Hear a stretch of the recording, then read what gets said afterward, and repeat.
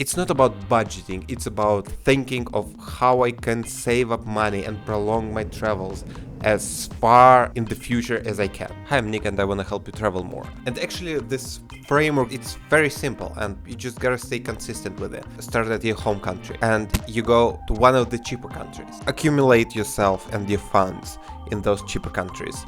And then you fly out to an area with more expensive countries and you spend like a month there, but you travel a lot there. Like every weekend, for example, you will move to another country or another city, and then you take the flight out to another cheap country and you stay there for a little while, like another 2 months.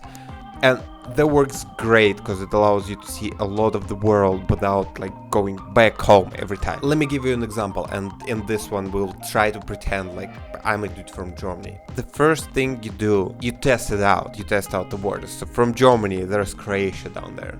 There is Romania down there. There is even Greece down there. The thing is, you gotta be close to your country, so if you don't like it or something happens, you can always go back. That's the entire idea. And as a US citizen, you might say, alright, so that doesn't work for me.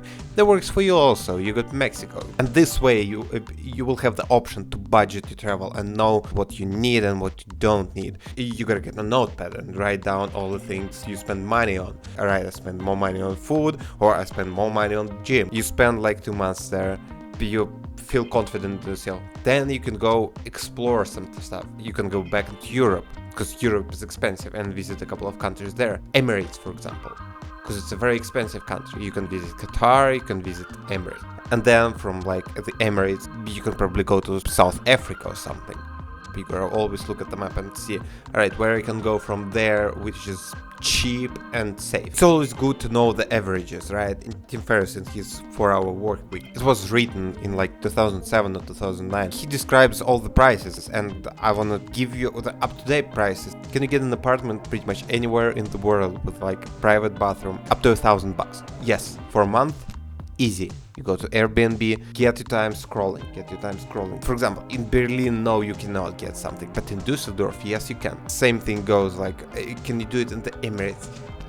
Yes, but it will be 1,200. But then you average it out because you can get something in South Africa for like $700. So it averages out over a longer period of time with this isolator, as you might call it, between like the cheaper countries and the more expensive countries.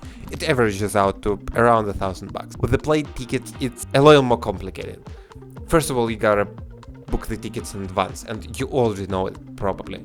If it's like a 10-hour flight, it's gonna be at least like $500 to $700. If it's a shorter flight in Europe somewhere or something like this, it's gonna be $100 top. $150 because they got low costers in here.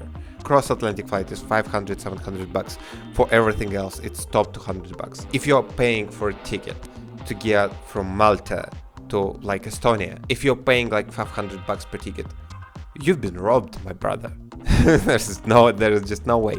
With the food, I'm a bigger guy, right? And I love eating food, I love going to the gym. It's probably $100 per person per week if you're eating at home.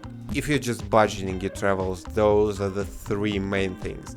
And then there's all this other stuff you gotta control. Entertainment. Are you taking Ubers everywhere, or are you taking buses? Is there transportation between the cities? How far is your apartment from like the city center or from the ocean or something like that? All of these things you gotta keep in mind. What I figured out over the last couple of months is that, say you're making $1,500 and there are 2 of you, that's $3,000 a month. You can probably do everything you want with your travels for $3,000 a month from the 2 of you, right? But you gotta work first to have this budget ready, like save up, like at least have something like 5 or 7K with you. You don't want to stress out a lot, and I'll make another video about like saving up money for travels and what it means for you.